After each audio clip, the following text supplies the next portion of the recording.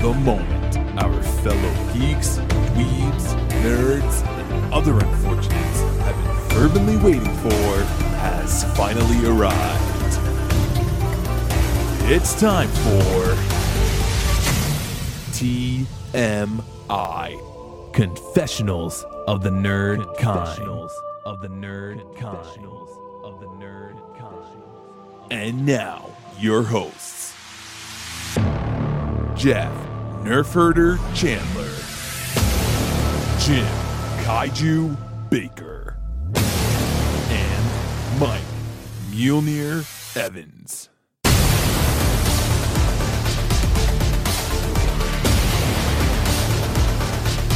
And now, let's get on with the show. Here is TMI. Let's go. Let's do it. Let's do it. I'm here. You're here. Gentlemen, Mike's here. Welcome. Welcome back, everybody. Yet another episode. We're like the measles. We just keep coming back. We keep coming back. And every once in a while, we hope we'll talk about something that you'll be interested in. Well, if you're listening, then hopefully you are interested. But thank you. Thank you for listening. Yes. And before we get into this, please, if you have any comments, if you enjoy what you hear on this show, let us know. Our email is tmipodcast2018@gmail.com. That's tmipodcast2018@gmail.com. You can actually go one better and go to our iTunes and leave a review. A glowing 5-star review. Solid. We have a new Netflix movie to talk about. And this is actually not a Netflix movie, but it was sourced by Netflix from the Republic of China. Unceremoniously. So what we're talking about is The Wandering Earth, which from what I read is the second biggest moneymaker ever in China. It's already made $700 million or so this year alone. So a lot of people have seen it. I wonder if we'll like it. So before we get into it, though, Jeff, we have some news, as always. We do have some news. We always have news. It's just whether or not we decide to talk about it. So I'm assuming that you two gentlemen are around the same age as me. So we all grew up at the Carol Burnett show. And last week we lost Tim Conway. Dorf on golf. Yes. You know, it's funny you brought up Dorf because when my grandfather passed away, I inherited his VHS collection, which was a fair amount of Benny Hills. And he had every Dorf video on demand. I didn't even know he made that many videos. What is it with grandpas and Benny Hill? I just don't know. My grandpa was obsessed with Benny Hill. That was like the most tittillating thing you could probably see on TV back then. That was. And that was coming out of the BBC. All the episodes were the same. Yeah. Yeah. Oh, yeah. And that same music. Yeah. So anyways, Tim Conway. Carol Burnett's like the lone survivor right now, right? We lost Harvey Korman. Lyle Wagner. Oh, forgot about him. Jeff, you just mentioned Harvey Korman, a veteran of the Star Wars Holiday Special. There you go. Yeah. Tim Conway did not get a call for that. I was always a big fan of the Apple Dumpling Gang. So you had that Tim Conway, Don Knotts, and that was Bill Bixby, I think was the dad. That was a classic. And then you had Apple Dumpling Gang Rides Again. But yeah, so Tim Conway, unfortunately, we have lost another brilliant genius. I do like the fact that, social media, people are pulling up all the old skits from Carol Burnett and sharing them. So probably there's a whole generation of people who've never watched this show. Hopefully. But if you have ever gotten down on your knees with a pair of shoes, you have Tim Conway to thank about that. Pull the Dorf. Let's see. Since we're in the rest in peace mode, another famed celebrity has passed away. Mike, I know that you made a call out. Grumpy Cat at the age of 7. Now, I would think that just like Lassie, they could just keep replacing this critter with yet another animal that looks similar and no one would ever know the difference. Oh, you're saying like a CGI Grumpy Cat, maybe? No, there's got to be. That can't be the only cat in the world that looks like that. Well, I mean, maybe you could have Grumpy Ear Cat. Keep the line going. So, but we just wanted to do a shout out to Grumpy Cat. The other big news, which is Matt Reeves, who's set to direct the new The Batman, has found his new Batman since Ben Affleck has left the project. Any guesses? You guys, I'm sure you know because it's. I do not. You do not know? No. Oh, I saw this. Yeah, I know. Okay, I want to see Mike's reaction. We have Robert Pattinson of Twilight fame. Oh. I don't necessarily think it's a listen, I don't care. I'm at the point where I don't care. It doesn't affect me in any way, shape, or form. I will say that just my limited research has been the fact that he's gone out of his way to not just choose the easy road since being in the Twilight movies. And this last one he just did, was getting pretty rave reviews. Now, I have seen Pattinson in a couple of post-Twilight roles where he's played eclectic character, and he's not bad. So I'm going to wait for any kind of an opinion on my end until I see the movie. Yeah, but the initial reaction is exactly what Mike just did, which is, what? But on happier news, any of our local listeners can come and see us on June 8th. We are going to be at our very first on-site, in-person event, Incredicon, which is taking place in Middletown, New York, at the Galleria at Crystal Run. So come stop by our table. Maybe we have some prizes to give away. We got a little trivia. You can interact with the cast here and have some fun. So come with your nerd trivia game hat on, and you could walk away with some goodies. Yeah, we're all raiding our personal stores to bring you some prizes. Yeah, it's not like we went out and bought you stuff, folks. Yeah, no, this is stuff we don't want. This is the whole hey, it's well-loved stuff, and we just want to share it now with you. Yeah, I think free tag sale. Okay, slow week. Right. Yeah, slow week. We're saving it all for next week's Game of Thrones gala. That's gonna be a throwdown. This week we are talking about The Wandering Earth, which is, like we mentioned before, a Chinese import which unceremoniously just showed up on Netflix one day. Yeah, I was actually very surprised because I read about the history of this movie, how big it was over there in China, and that Netflix had acquired it. And then nothing. And then all of a sudden, what was it, 2 weeks ago? You just happened to stumble across it. And I'm like, no fanfare, no, hey, look what we got. They just kind of popped it on there, left it for people to discover. Now, again, a huge box office hit in China. Monstrous is a good word. $700 million. So quite a bit of the population of China has probably seen this. And it was released in the U.S. theatrically. It looks like briefly at the beginning of the year. It actually made $5 million in the U.S. at the box office. I can only imagine it was playing in the big market. I'm sure it had to have been like New York. Yeah, playing at the Ziegfeld. But now it's on Netflix for all to see. Have a subscription, so there you go. Or a Fire Stick. Or a buddy that has Netflix. So let's get into this. First of all, I thought American cinema was bad with all the production company logos that you have to sit through at the beginning. This has like 10. I'm like, when is the movie going to start? This is a half an hour of the running time. Just look at before you get to it, can you actually pronounce the true Chinese name? Of The Wandering Earth? Yes, no. The title. Yeah, I couldn't even tell you any of the character names. I'm just afraid that any pronunciation I might attempt might come off as so racially insensitive. I'm not even going to. Can we just refer to them as that guy? That guy. That guy. Yeah, that guy is not my kind of guy. Yeah, well, I watched this 2 weeks ago as soon as we realized it was on because I had actually been waiting for it. And then probably about 2 or 3 days ago, I sat down to write my notes and drew a complete blank. It's funny. It's funny you should say that. There is not one character name that I could tell you, and there was nothing relevant that really stood out to me. I attempted to watch this no less than 5 times. And I only made it through. Chinese can't be wrong. I only made it through 20 minutes at a clip. And even the 4th time, broad daylight, I wasn't even tired and I fell asleep. Oh, no. This could be a very short review. This is not a ringing endorsement. No.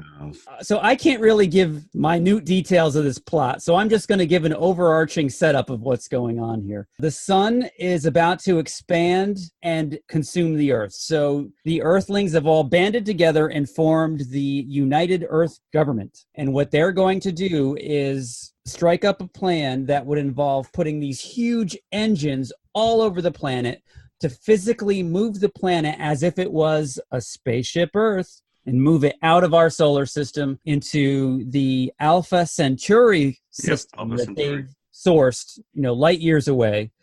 and it's going to be a 2,500-year journey to get there.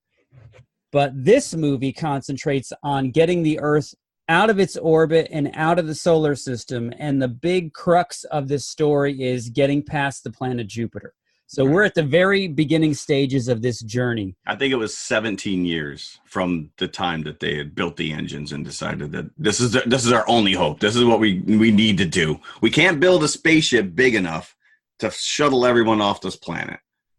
Because where are you going to go? You're not going to have a spaceship that's going to be sustainable for 2,500 years. No, I mean, it is out of the box thinking. Don't you agree? It is. I mean, visually, it is unbelievable. Yes, it is in no way, shape, or form a small, low-budget effort. This looks great. Oh, it looks phenomenal. And this is where, like you said, they had a screening in the States. I would have loved to have seen this on the big screen, because some of these visuals there was so much eye candy and so much detail going on that you don't always get a chance to really kind of take it in. And especially when they got closer to Jupiter, and you had some really gorgeous shots of Jupiter's eye, and obviously because it's a gas planet, you've got all the gases now drawing Earth in. It was very impressive. Even the idea of these giant Earth engines is pretty. I mean, it's ridiculous. So they have to.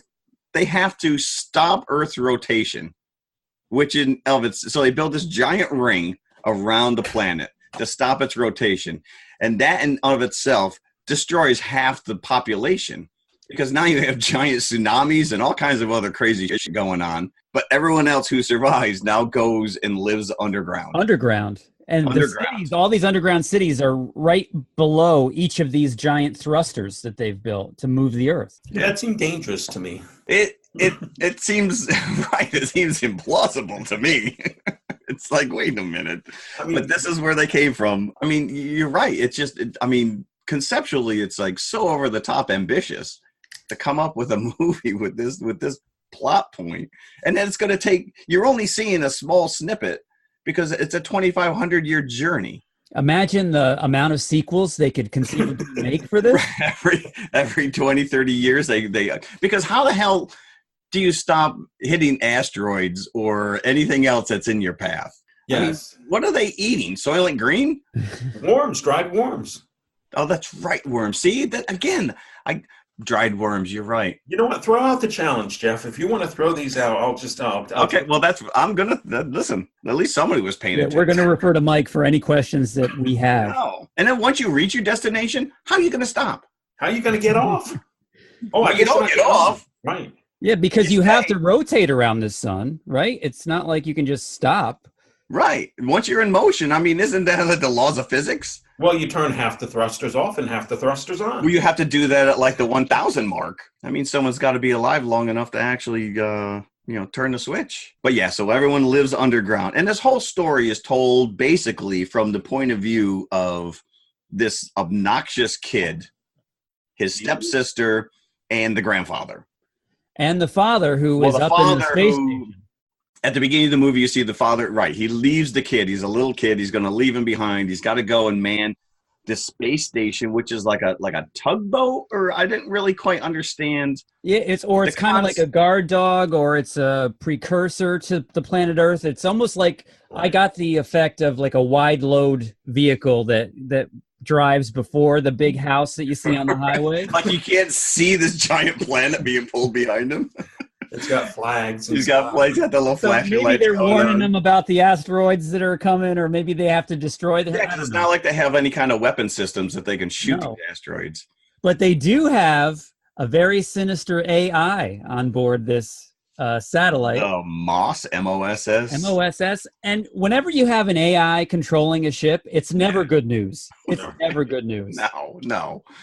This is one thing I will say, which they crib from every friggin' sci-fi movie that we have watched or talked about in the last 40 years. And they are unapologetic about it. It's just such blatant cribbing. Like, this is almost like, it looks exactly like HAL, first of all, from 2001: A Space Odyssey. Yep. But you also get... Go ahead. You're going to name check every movie I have here. Go ahead. Mother from Alien, right? Yep. And my favorite comparison would be Otto from WALL-E. Oh, there you go. I didn't have that on my radar. I insist you give me the plan. Otto, get out of my way. We cannot go home. What are you talking about? Why not? That is classified, Captain. Although I did feel that the trucks that they were driving were not only Aliens reminiscent, but you could go right down the Damnation Alley or even Arc 2. These giant trucks that are just driving around the icy surface. And who the hell designed these trucks? Because this is only supposed to, I mean, they don't really set the year, do they? I mean, it is kind of in the future, but the trucks don't have steering wheels. It's almost like the giant ball on Total Recall where the alien hand goes into it at the end to release the giant generators. Like, and you're driving it with a sphere. And it's like, that is the dumbest thing I've ever like, you might as well just put a dancing bear on top of the ball and have him just pedal back and forth. Or just have a centipede console in front of you as you're driving. Oh, yeah, because that's, just a giant trackball. So this gets us into the human story of this, the plot going on. Story? Okay. So both of our main characters, the astronaut up in space and the son down below, they're named Liu, L-I-U. Is that how you pronounce it? Don't even ask me. Now, Did you watch this dubbed or subtitled? Subtitled. So whenever Liu was talking, you never really, okay, which Liu is this? And so we have the son who has stolen one of these trucks to bring his sister on a joyride because it's Chinese New Year. But also, wasn't Dad supposed to come home after 17 years, and that's why he wanted to get to the surface to greet his dad? So he's up in the satellite, and he's preparing to come home, and he's saying goodbye to all of his fellow astronauts, and then everything... Which was one. Wasn't it just like the Russian guy? The Russian guy who gave him some moonshine, which became a plot point a little bit later on. Right. Remember that for later, folks. As the movie begins, Earth is just about moving past Jupiter, and they're counting on this to get a kind of a natural push from Jupiter's gravity. Right. And it kind of does the opposite. They're getting too close to Jupiter, and as they're getting sucked into its gravity, it's causing all sorts of earthquakes on the Earth's surface. And so Liu, the son, and the sister are caught on the surface while this is happening, and they meet up with a rescue team. And what they were doing up there, I'm not really sure. Was it their mission to get that energy core to because all the engines all over the Earth are failing once they get caught up in Jupiter's gravity. Right, so I think it's this team's job to get this core to one of the main thrusters or something. Can we corroborate that? I'm waiting for Mike to answer that one because yes, I believe right. They needed to deliver the starter. Yes, which doesn't turn out to work, but then they find a smaller starter that they can deliver elsewhere, and it gets all entangled. Yeah. See, now the rescue team, interestingly, is headed by a character named Captain Wang, which I believe we could have seen in the next feature, Barbarella, but in a different kind of a manner. There's a tie-in right there. But that's all I got plot-wise for Wandering Earth. I think that's basically it. I mean, it's really nice to look at, but some of these action scenes, I don't know. You didn't care about the characters. I didn't care about them. Like I said, I couldn't even tell you their names. It was just preposterous, right? Why would they lose atmosphere? Why don't they all freeze to death, right? And one guy did. One guy immediately fell over and froze to death, but no one else. And sometimes you had suits on, sometimes you didn't. Yeah, some of them had helmets on, some didn't, and it seemed just to be random who died and who lived. Because the one thing you have to realize is that now that you stabilize the Earth and you're slowly going away from the sun, you now have the dark side of the Earth. Which is nothing but it's just facing black void. So it's but they still had daylight when they went on the surface. If you notice, it was very bright daylight as well because well, they were only past Jupiter, so maybe that was their turn signal light. And the sun was expanding, so maybe it was brighter. It was able. Maybe I don't know. It's so convoluted, and there's so many plot points going on that it lost me very early on. At one point, they have guns that make bubbles, like bubble guns, right? Oh, yeah. It creates that kind of shell that you can be protected. Yeah, like a big bouncy house that you can. Yeah. That was kind of interesting. My favorite scene was when the guy just opens fire with the machine gun. And he's like, "Screw you, Jupiter!" And he starts firing at it. Yes, he's shooting at the planet. It's like you tell him. You see, now I like the vomiting into the helmet scene. I thought that was pretty cool. I would have liked that to have come back later, and somebody puts on that helmet by accident. Yeah.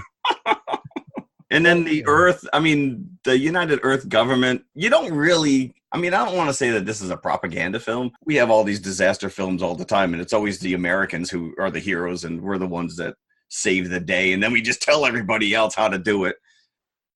So I don't really have any issues with the fact that the Chinese are like, you know, we can't trust the Americans, or the Americans weren't even in the picture. No. They're like the only other nationality was the Russian, right? That right, was yeah. Again, visually, it's very impressive. I would have liked to have seen it on the big screen. But it's a lot of eye candy and no real substance, because at the end of the day, I couldn't remember any of it. I thought the backup plan, if this didn't work, their backup plan was to just take our DNA and shoot it into space. That just seems like the better thing to do. It sounds like a lot of work to build these giant engines. But then what would happen? Would our DNA just be floating until like an alien picked it up? Until I think they would shoot it to the planet or a comparable planet where we could theoretically evolve again. I don't know. Like a Prometheus kind of a setup? Yeah, basically. There you go. There's another name drop. Snowpiercer's another one. Gravity, Martian, Interstellar, you name it, it's in here. It is a potpourri. I will say that it is a bit more impressive than Ultraman, our feature 2 weeks ago, right? Yeah, well, it's more competent. It's more ambitious, yes. I did read, so the actor who played the dad that was on the space station, like he's one of the more famous actors that signed on for this. Wu Jing, I think his name is. And he agreed to, like, he was supposed to do like a one-day shoot. And then they just kept writing new scenes for him. And they rewrote the script to accommodate him because he was like the biggest name star. And then they basically had him relinquish his pay, and he ended up paying out of his own pocket to keep this movie going. So he's like the Arnold Schwarzenegger of China, which is just like, yeah, well, screw it. I want more scenes. Did he get a bigger portion of the $700 million? I don't know. I don't know how that works, if they even get back end deals over there. Yeah. So he ended up working for free, and he invested $10 million of his own dollars. Well, I hope he got something back from that. He won't have to work again. Maybe he got to keep that little flask. Maybe he can move to America and make some real movies. Oh, wow. And there goes our... I wouldn't have gone that far. So we may be the stupid Americans here, but yeah, I didn't really get it. Well, I got it, but I just didn't get it. It's cool. You invested 2 hours, but it doesn't stay with you. No. I mean, I think we can look forward to kind of, this for me showed that China can, throw out, a special effects science fiction movie. Yeah. What they need to work on is the story. It's empty calories, baby. It was good going down, but it's a lifetime on the hips. So what kind of buckets are we talking here? I will give it 3 just for the ambition and the spectacle of it. Oh, I already shot too high. No, I want to reach for that. I really do, but I don't think I can do it. Yeah. I'll give it 2. I'm going to have to go 2 as well. I'm right there with you, Mike, because Jeff, I did appreciate the special effects. They were very good. They were not low budget, lo-fi whatsoever. I think you saw every dollar that went into this thing. Yeah. The scene where they're outside the spaceship, and I mean, again, it's to me, it was gravity. The 2 guys are trapped outside in the suits, and the thing is spinning around. I mean, it was very well done. It wasn't like you were like, oh, it's a blue screen or a green screen, or it was very impressive. But you can have the best special effects in the world, and if you don't have the other key elements, then it doesn't add up. What, story? Character development? Exactly. The main character was not likable. The kid was a jerk. Yeah. I didn't like him in any way, shape, or form. And his motivation was all over the place. He was mad at his dad for leaving. His dad, who was the savior of humanity for 17 years. Yeah. From the beginning, not even at the end when he sacrificed himself. So there you go. So that's Wandering Earth. Check it out for yourself on Netflix. You might have to search for it, though, because it's not an easy find. No. It's not. You got to wander around a bit to find it. Let's leave the Wandering Earth behind. All right. It's still good. Listen. It's got another 2,500 years, so we can go back to it anytime. Go back whenever we want. So let's talk about Podcoin now, gentlemen. Oh, yes, Podcoin. I forgot about that.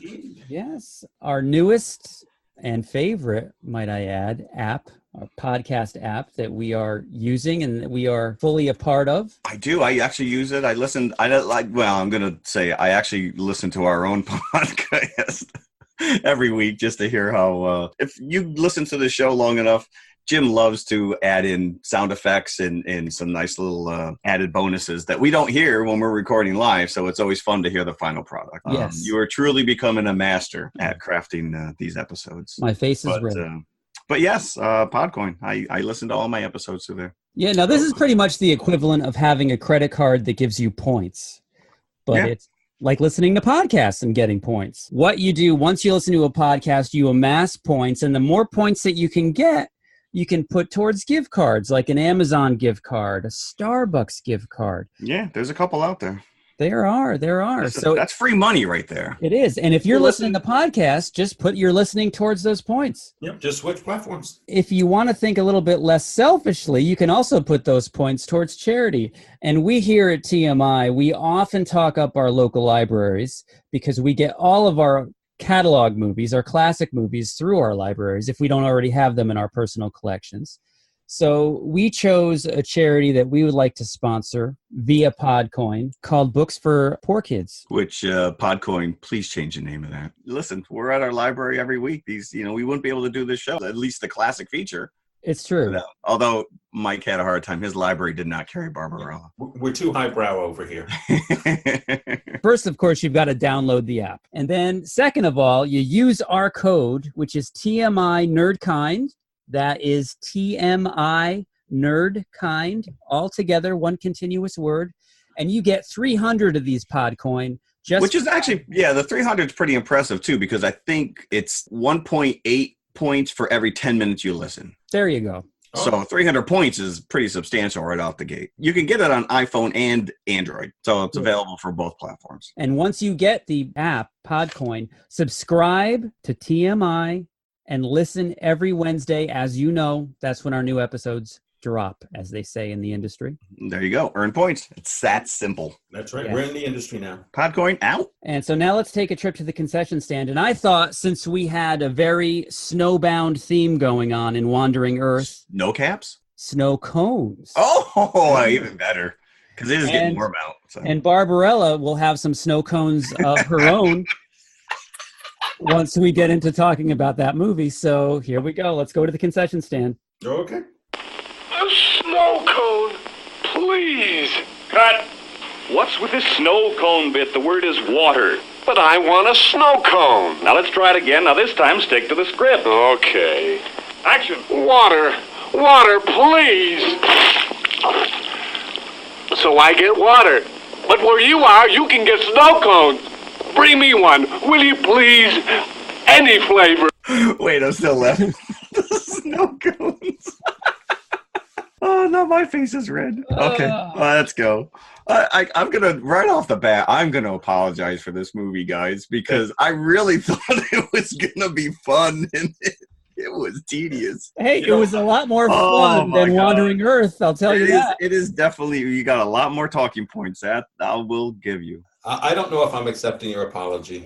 Well, this is not too. So Barbarella, 1968. It came out in October of that year.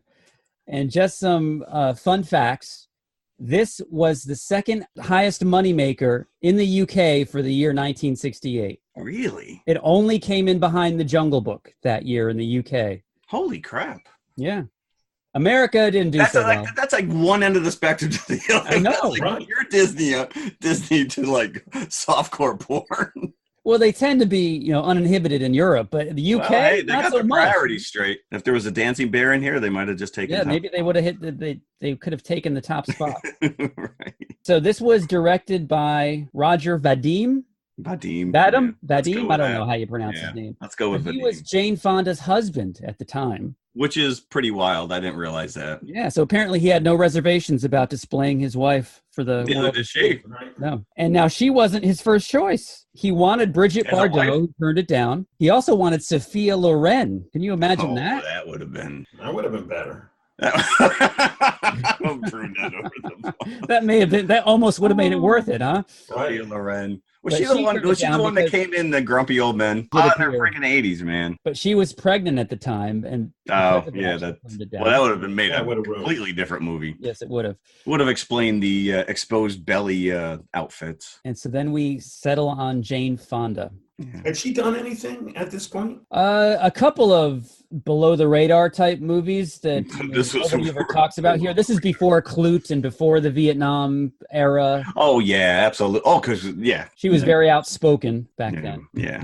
That had no effect on this one. And there's some prejudice that lingers to this day against Jane Fonda because of that. Oh, Vietnam. absolutely. Yeah. And I think she's come out a bit of a feminist and really had to kind of defend her role in this movie because it is straight up sexist. Totally. It is kinky kitsch, softcore porn fetish. That should be on a box. So this movie takes place in the 41st century, I think that sounds about right. Like we just yeah, but everything looks like it was built in the 60s. I mean, their spaceship is shag carpet. I know it totally looks like a honeymoon suite in some cheap hotel. I get everything old is new again, but yeah, no, Love all American style. Yeah, basically. Now she's one of the top agents of the planet Earth, skips around the galaxy, but there's no weaponry at this point in time because all wars, all violence is a thing of the past. Yeah, their meet and greet with the president. She's like, love, down there. Now let's talk about this opening scene where she does a striptease. Oh, this credits. That's funny because after watching this, I'm like, this is exactly where Austin Powers stole this, where she's doing this slow striptease in zero gravity, but it's a poorly made effect. But the wording and the lettering coming out are purposely trying to cover up her naughty bits. Yes. And that's in Austin Powers, the second one. That's exactly what he was doing to much more comic relief. Now, on occasion, the effect, every once in a while during this 2 or 3 minute sequence, if you squint your eyes and you really concentrate, it looks like she is floating. But otherwise, it looks like she's rolling around. And I was reading about like how they did this. And what it was is they put the set, they tipped it upwards so the set was facing to the ceiling, and they just laid a pane of glass over it, and she rolled around on it. And he rolled around on it. And that was because her hair doesn't really flow like she's in zero gravity. So then she's naked by the end of this striptease at the end of the opening credits sequence, and then she gets a call over the viewfinder. I'm going to call it the giant oversized lava lamp. So she gets a call from the president, who just stares at her boobs the whole I know. time. And she even says, "Let me get something on." Oh, no. No, this is a call of international importance. You stay right there naked. And luckily, you only see him from the chest up, so who knows what's going on down below. He could have no pants on. Who knows? Oh, man. He is the president. He is. It's good to be the king. So she has a mission now. He gives her a mission. She has to find Durand with a D at the beginning and at the end. Yeah, I didn't realize that. Although it's never pronounced that way in the movie. Durand, right. The second D is silent. Yes. So this scientist has gone missing, and he has invented the only weapon in existence, which is called the positronic weapon. Positronic weapon. That's almost like calling it the optimistic weapon. Why would you call it that?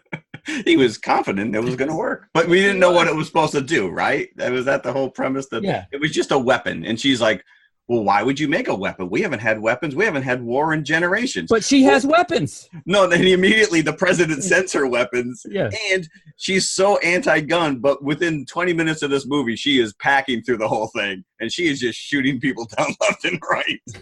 So those morals go right out the window. So the rest of the movie, from that somewhat promising setup, kind of goes downhill right from there.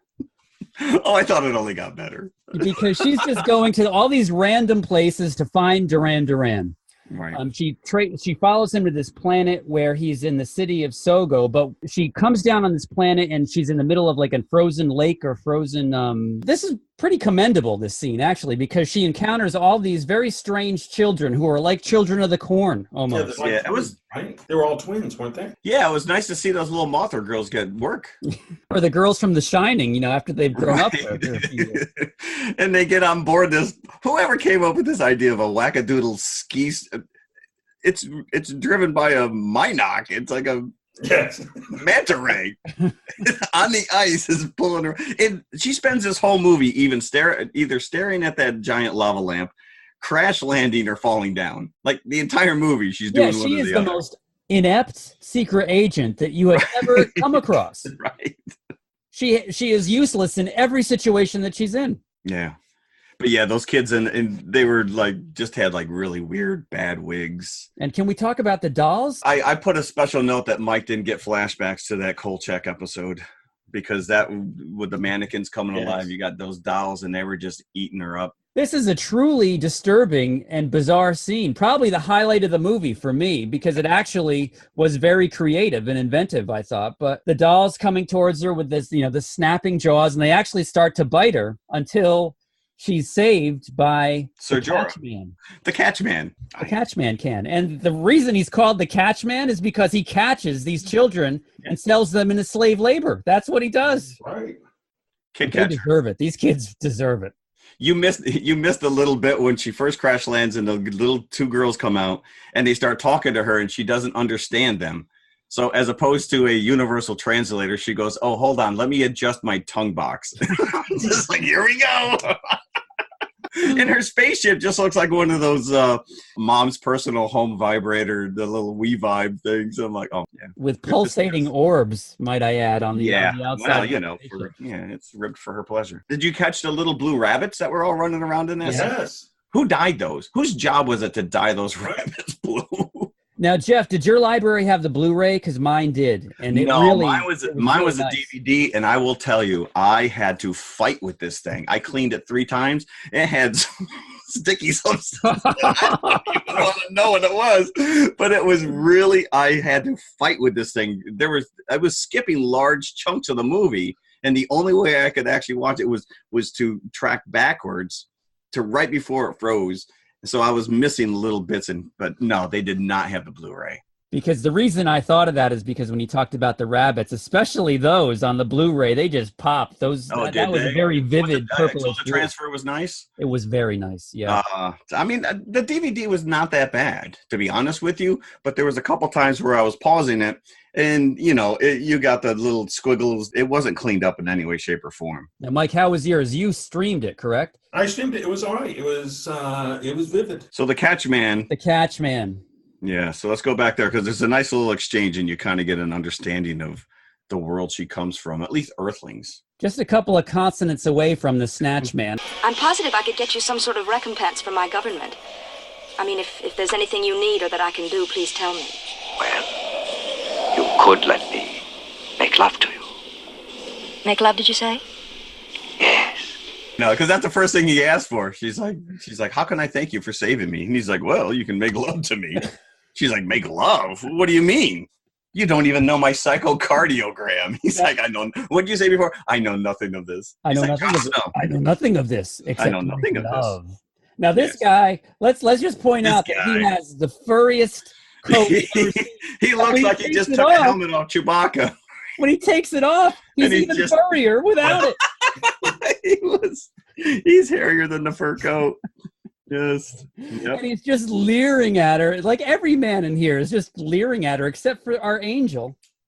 We'll get to him a little bit later. Pygar. He's the winged dude. But because he can't see her. If he could see her, he'd be leering at her too. Well, he did feel her up there when he first found her. Yes, falling down again. So apparently in our Earth 41st century, love is a thing of the past. It's a danger and a distraction to maximum efficiency, which I think we can attest to now in the 21st century. And it is a distraction. So they do this psycho where they take pills and touch hands and have some kind of erotic encounter.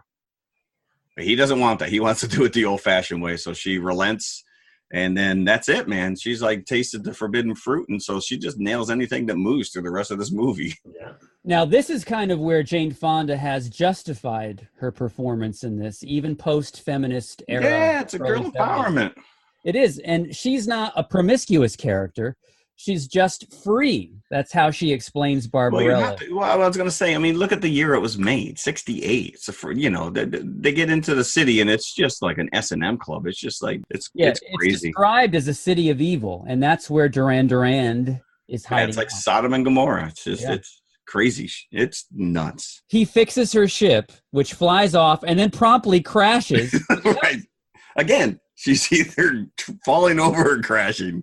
Now, and the Catchman, this is one of my favorite scenes, I think number 2 behind the doll scene, where the Catchman is looking down the hole. Oh, yes. And I got a very split-second flash of Ricky Ricardo.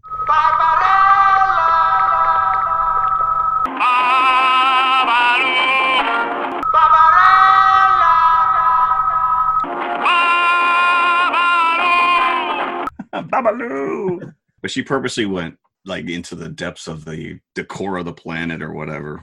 And now the next set piece is in the labyrinth. She discovers when she goes below the ice. And that's where we come across Professor Ping, played by Marcel Marceau. Which is crazy. In a speaking role, no less. The only other speaking role I know he had was in Mel Brooks's silent movie. And he's the only one, if you've ever seen that movie, the whole thing is told with title cards. It's all, mime. And he's the only one in the movie who says a word, and it's a potty mouth word. And in this movie, he's got like a little, monocle type thing. And he looks at Barbarella, says, I see you are of the female species, looking directly at her breast. Right, yeah. And meanwhile, it's stuck to his forehead, not to his eye. Yeah. And this is where we come across for the first time Pygar. Pygar is a fallen angel. He's lost confidence in himself, so he can't fly. But we know what she can do to fix that. Yeah. Well, we know it must be. That's why he was blind to begin with. He was taking care of business. So she clears his channel, unblocks his pipes, so to say. These pipes are clean. And he's able to fly again. So he gives her a lift to the city of Sogo. Which is very reminiscent of the whole Hawkman scene in Flash Gordon. Yeah. Yes, it is. Right? I mean, the ships are flying at him, fast and furious. He's carrying her. And again, here's where all of a sudden she's willing to pick up arms and just shoot these people down. 2 minutes ago, we hadn't had violence or weapons in millennia, and now we're just shooting people left and right. And this is probably the poorest use of back projection that I have ever seen. These flying scenes. It looks like he's just still and they're not even moving. Well, that's it. Well, that's a problem. He's centered. He's in the screen, centered, and just everything is moving around them. Yeah. Yeah. And the wings are just moving. It's still kind of a because he's naked the whole time. He only has like a diaper. Yeah. So those wings have got to be attached to something around his waist. Because they're pretty, I mean, they're all practical and they're huge. And they're very impressive looking as well. Yeah, and when he's flying, he's actually, as they're flapping, he's moving his head back and forth like a swan trying to get those things going. So it's, listen, it's dated. This movie's like 45 years old, but it's still a fun scene. So they get to the city of Sogo, and the populace there tries to corrupt both her and Pygar. They're fascinated by Pygar. They take him away, and they're ripping feathers off of him. If she screamed Pygar one more time, I was going to reach through that screen. So we can pretty much dialogue for an hour. Once she gets to Sogo, it's like that's where it gets very murky for me. Yeah, what's going on? Right. She encounters this one-eyed wench who later we find out is the great tyrant, but someone else refers to her as the Black Queen, so she's got multiple names, but she's like and we're still searching for Duran Duran. And everyone she's talking to, he's an Earthman named Duran Duran. Yeah, doesn't ring a bell. Why don't you go ask that guy? Yeah, and how many times do they say the name Duran Duran? And it's pronounced differently by everybody that says it. Some is like they do it with a J. Duran Duran. Duran Duran. Duran Duran. Yeah. I like the death by parakeets. I thought that was a fun. At one point, they just put her in this cage with 1,000 parakeets. Now, how she's not covered in birdfish, I don't know. No, but even like so then you find out that there's this rebel resistance revolution leader who we mentioned before, Dildano. He just looked like a homoerotic Topher Grace to me. David Hemmings, who's famous from Blow Up and a couple of other 60s flicks. Yeah. And then it just goes nuts because once again, it's like at this point, he's like, well, I can get you out of the city, but she goes, oh, I know what you want, and just assumes the position. And he's like, no, I want to use the pills. I want to do the pill. And then that was just an off the wall. He just happens to have a pill. That's how she finds the connection because he had apparently acquired these pills from Duran Duran from Earth. Yeah, and by that time, she's totally sold on the conventional way of doing it. So Yeah. But then she's like all of a sudden modest again. Like she's walking around beginning of this movie naked. Now all of a sudden it's like, hey, hand me my clothes. Dude, you're just walking around naked 2 seconds ago. Did you catch the scene? It was much earlier where she put like a lemur fur on, or it was like a skunk looking thing, and she's tripping over the tail, and it's getting caught in the door. It's some broad comedy going on here. Yeah, she had some good costume changes. Sure. Where the hell did you get these costumes? Like there was a couple that were given to her, but it was like I think like 7 in all. She was like changing costumes left and right, and they just get more and more ridiculous and more risque. Yeah, and she's got the one with the plastic balloons over her chest. Right. Yeah. And then there's one where there's just one boob hanging out. Point out that this is a PG rated movie. Oh. Now that rating must have meant a completely different thing in 1968. Yeah, but here's what happened, I think, which was it was released as a higher rated, or it was more. I'm assuming it was probably R, and then. I think it was the European version was more risque. And then when they came over here in the States, they edited it, but then and then they made it a PG. But then in subsequent like DVD releases or whatever, they put all the stuff back in, but they still kept the rating PG. Oh. That's their way to get around it, right? I guess no one ever called them out. Yeah, I read that it was re-released in the late 70s here, and it was given the subtitle Barbarella, Queen of the Galaxy, because they were riding on Star Wars. Yep, and so they cut out all the nudity so the kids could go see it. Yeah, okay. And if any kid even saw it, first of all, the nudity is what saves this movie. Oh, absolutely, right. This is what you want to see. I mean, this movie is notorious for its, and again, it's voyeuristic. It's never in your face. You don't see full frontal nudity. It's titillating, right? It's just enough that you're like, I feel a rumbly in my tumbly. And then this culminates the orgasmic machine. What is the official name for this? I don't even know what he called it. So you find out that the guy that she's been dealing with, the concierge, is Duran Duran all along. And she's like, what happened to you? I thought you were like 25 years old. And there's this mathmus stuff that exists underground. Yes. It's like liquid energy that runs the city, and it gives them its evil. Yeah, and it sucked his life out of him, so now he's an old man. So he puts her in this machine, which is designed to kill you by pleasure. Right. All right, fine, whatever. But I'm going out. I'm going out. And that's a pretty intense scene. He's playing her like an organ. She's in this big organ machine. He's pumping the keys and she's going to town. Now, of course, this machine has met its match in Barbarella. Because she's now like... My goodness. You've exhausted its power. It couldn't keep up with you. It's incredible.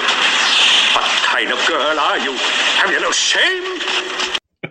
Because she's like a pro. She's a pro, and it can't handle her. It's like it overheats and it blows up while she's in it. Blows up. You have another one of these machines? I'm ready to go a second time. My favorite special effect was the invisible key. I thought that was very well done. Because they lose it, and he's floundering around the floor trying to find it. He finally finds it. He puts it around her neck. Oh, I've got the invisible key. That's for the invisible door.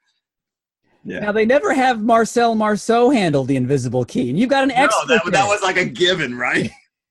You've got an he's expert trapped in the box. He's trapped in the invisible box. How will he get out? Yeah. So, and it just like a lot of 60s sci-fi films, it ends rather abruptly. It builds to this conclusion, and then bam, it's over. Yeah, boom. So you have Pygar. He's released at the end of the movie. Barbarella finds him again. Does she kill Duran Duran? Does he perish at the end of the movie? I don't remember. I know she flies off with Pygar, but she flies off with Pygar. So Pygar's fall into the mathmas. Yes, he does. Yeah, there was actually a sequel announced, but there was. Do you know what the title was going to be? Barbarella Goes Down.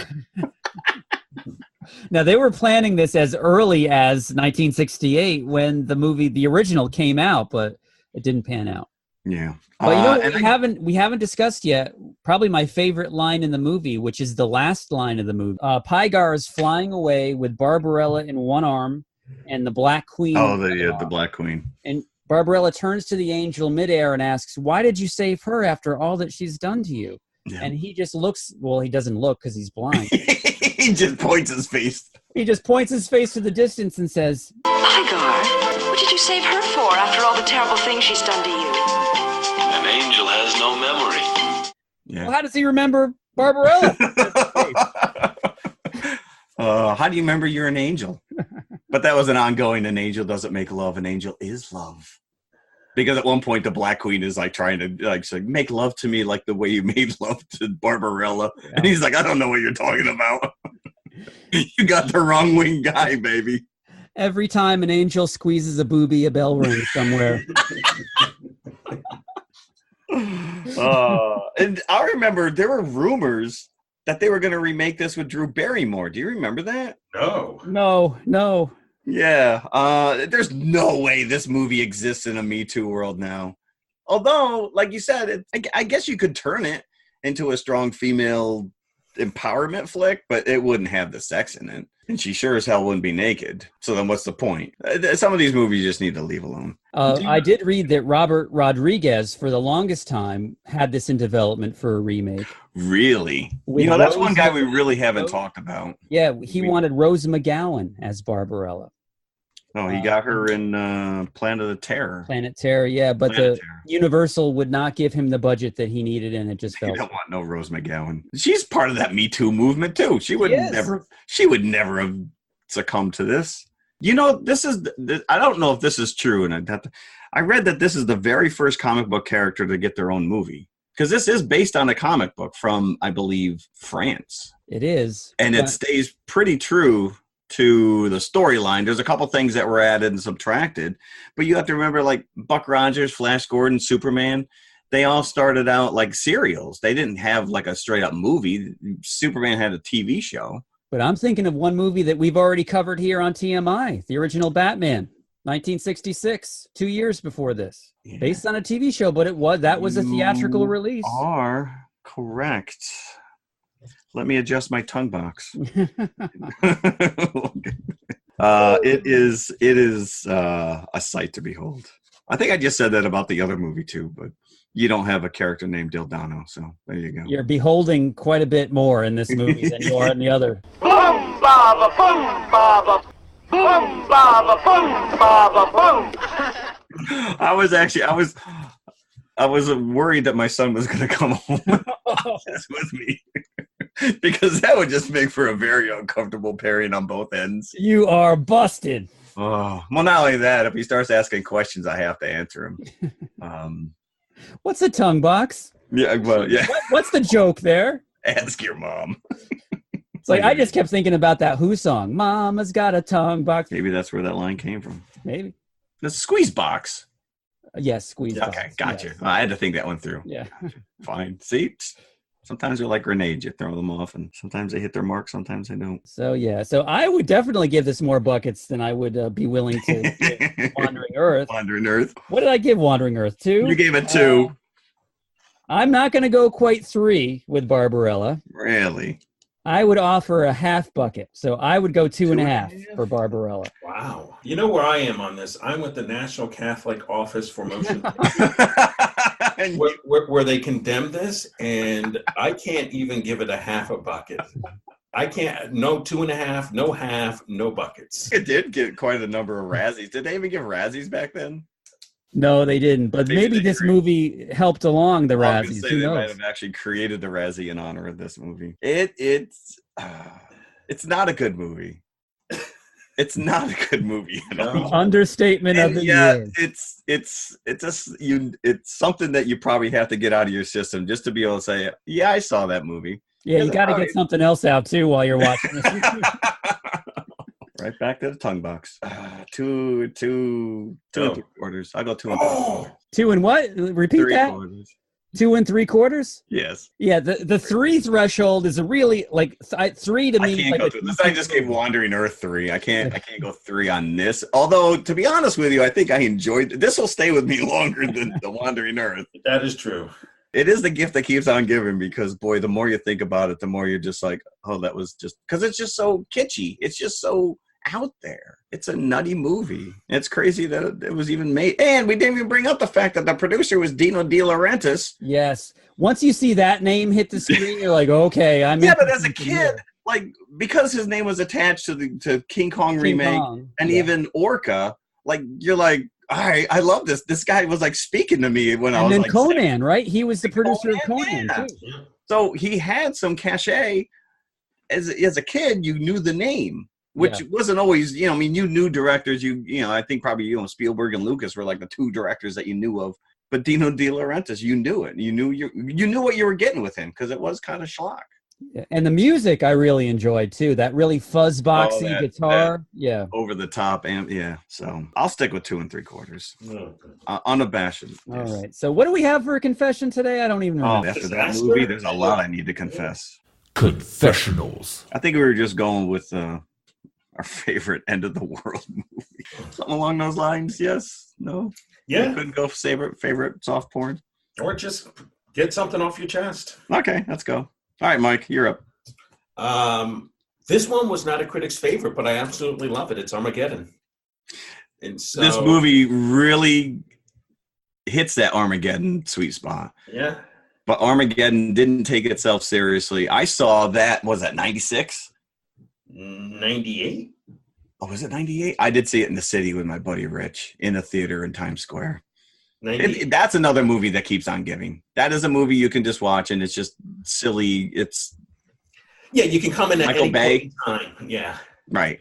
Although it's a little uncomfortable to hear Aerosmith sing about, making love to the girl who just happens to be his daughter. It's bizarre that he would have his daughter. And yeah, because when you see the video, I mean, that's, the love interest. And the great scene where Ben Affleck's got the little animal crackers and he's the little loins. He's playing on her belly. Do you remember that scene? I do as well. Jim's like, I don't know about that. You see, I always liked Deep Impact better than Armageddon. Really? To compare the two, yeah. Even though I can't say that that's my favorite end of the world movie, but I prefer Deep Impact. But Armageddon's fun, and you got a stacked cast. You got Buscemi's in there. Yeah, Ben Affleck, Billy Bob Thornton. Oh, that's right, Billy Bob. Owen Wilson. That's right. Yeah, Ving Rhames. Yes. I think my favorite line in that is when they're getting ready to blast off, and Steve Buscemi says, "I just want to point out that we're sitting on a 2.6 megaton rocket built by the lowest bidder." Right? Bruce Willis. Yeah. Good cast. That's good. Let's hear it, Jim. I'm going to go with another meteor about to hit the Earth movie, but it's not Armageddon or Deep Impact. It's called Seeking a Friend for the End of the World. And that's Steve Carell. Steve Carell, yeah. And Keira Knightley. And it's, kind of like a dark comedy type thing. And it just kind of shows how day-to-day life might change if you knew that something was coming like that. And there's one scene that'll always stick with me where Steve Carell and Keira Knightley kind of find each other as these two misfits, and they connect during the end days. And the last week that the world has before the meteor hits, they stop in a chain restaurant like a Fridays or Applebee's or something like that. And the whole waitress and waiter and cook staff are just out of their mind on drugs. And that's what's on the menu. So anybody go in there, it's like going into a scene from Caligula, right? It's going into Fridays. And the fact that the world actually ends at the end, that they laid down together on a bed, kind of like an ancient city that was engulfed by a volcano. And they found the skeletons of this family all huddled together on a bed. And that visual is at the end of the movie where Steve Carell and Keira Knightley are facing each other on this bed and like kind of wincing as they hear the sirens and everything else. And you just hear like a boom, and then the movie goes to black. I just thought it was very impressive and so no effective. Sequel. Good choice. I went with The End of the World by Dragons, Rain of Fire, 2002.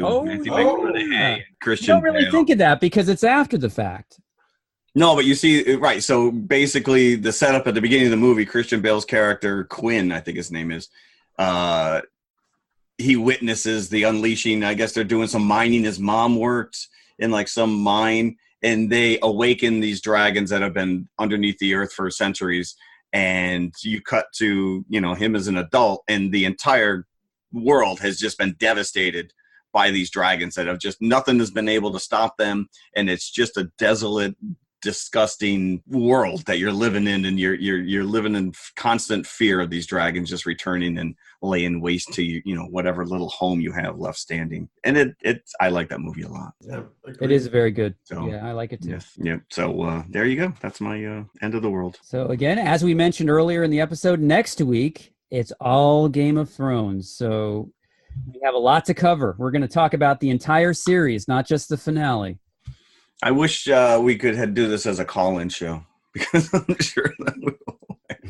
Now, are you guys going to have to do any research to familiarize yourself with some old characters and I'm plot probably lines? going to have to. I'm going to have to at least. I got to stay away from the ugliness that's happening right now with these people who are very dissatisfied with the way this show is turned. I mean, obviously we'll talk about it, but right. I don't want that to take away from my takeaway of the movie, of the show. I think for me, I've probably seen each episode 2 or 3 times. That I can't say. And I read the books.